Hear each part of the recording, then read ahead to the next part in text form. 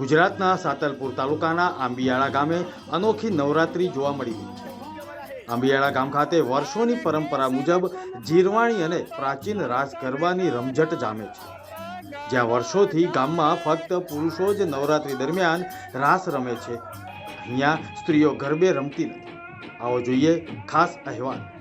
પાટણ જિલ્લાના સાતલપુર તાલુકાના આંબિયાળા ગામે અનોખી નવરાત્રી મહોત્સવનું આયોજન કે જ્યાં વર્ષોની પરંપરા મુજબ આજે પણ આ ગામમાં જીરવાણી અને પ્રાચીન રાસ ગરબા ગવાય છે અને કોઈ જ પ્રકારના નવા ગરબા ગવાતા નથી।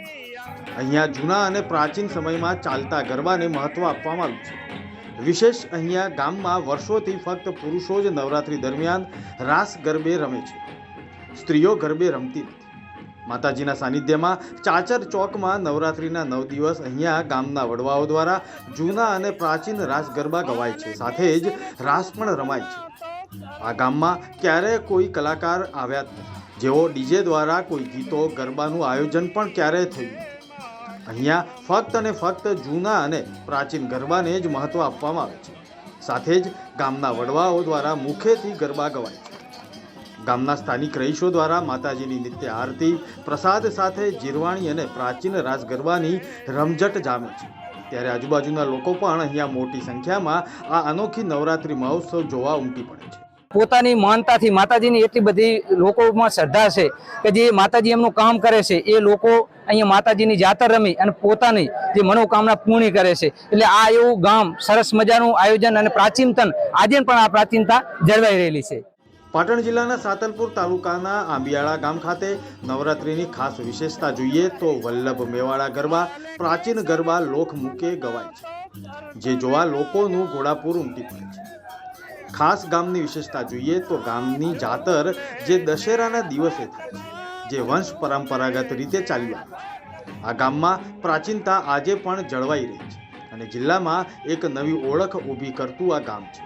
અહીંયા માત્ર પુરુષો જ રાસ ગરબે રમે છે, સ્ત્રીઓ નવરાત્રી દરમિયાન ક્યારેય રાસ રમતી નથી। ગ્રામજનોનું કહેવું છે કે પરંપરાગત રીતે ચાલતું આવે છે અને અમે એ પરંપરા આજે પણ જાળવી રાખી છે। માતાજીનો એટલો હાથ છે કે બેન કોઈ માસિક ધર્મમાં આવેલી હોય તો એ જાણ ના થાય બહારથી, એટલે પણ અંદરની રીતે જાણ થાય તો એ જાણે કે ના જાણે પણ આ પળમાં કોઈ આવી શકતું નથી, એટલું માતાજીનો સાથ છે।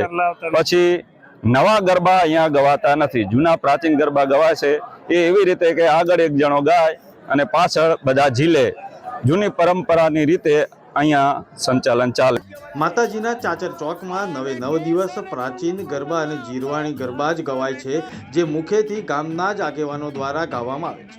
આ ગામમાં અનેક સમાજના લોકો વસવાટ કરે છે, પરંતુ તમામ સમાજો વચ્ચે વર્ષો જૂની પરંપરા આજે પણ જળવાઈ રહી છે।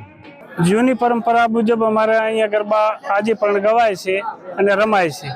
લગભગ 55 વર્ષથી તો હું પોતે જ લાઇટ નથી, માઇક નથી, ગરબી માતાની માંડવીની ચારે બાજુ સ્ટેન્ડ છે, ત્યાં દીવડા પ્રગટાવી અને એના અજવાળાથી જ અમારે અહીંયા ગરબા રમાતા। અને આમાં પ્રજાપતિઓનું યોગદાન પહેલેથી છે, નિસ્વાર્થ ભાવે આજે પણ પ્રજાપતિઓનો પરિવાર સેવા માતાજીની કરી રહ્યા છે। કેટલા વર્ષથી આ જૂની પરંપરા છે? ઘણા વર્ષોથી છે, હવે કેટલા વર્ષોથી આગળથી હોય તો શું આપણે। ગામમાં આઠમના દિવસે એટલે કે 8મા નોરતે ગ્રામજનો દ્વારા ભવાઈ પણ કરવામાં આવે છે, જેમાં અનેક પાત્રો ભજવીને માતાજીનો મહિમાનું દર્શન કરવામાં આવે છે, જે પણ પૌરાણિક કથાઓ સાથે જોડાયેલી વાતો હોય છે। આ ગામમાં દશેરાના દિવસે પુરુષો સ્ત્રીના પહેરવેશમાં માતાજીના ચોકમાં ગરબે રમતા પણ જોવા મળે છે અને ગામમાં માતાજીના નવલા નોરતાના દિવસોમાં લોકોના કામ પૂર્ણ થતા હોય તેવું આસ્થાનું પ્રતીક પણ માનવામાં આવે છે। બ્યુરો રિપોર્ટ, મુંબઈ સમાચાર।